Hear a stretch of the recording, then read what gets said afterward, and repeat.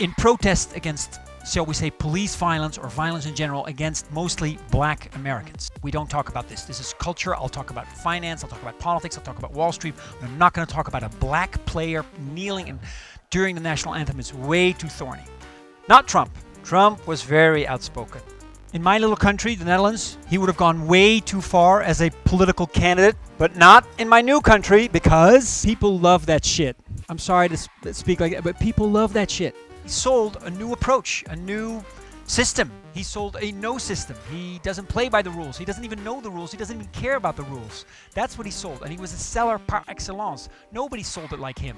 It's not about issues for them. It's about somebody who kicks ass, somebody who's going to take care of business, whatever that is, whether it's making a deal with North Korea or taking care of Wall Street or lowering some taxes. So sometimes we see a ripple effect from what happens in the US is happening in, let's say, Europe.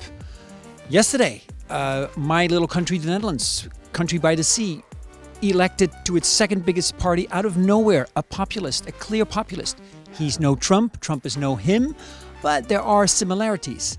And not only in the Netherlands, it's also, of course, in Poland, in Italy, in other countries. Populism is on the rise.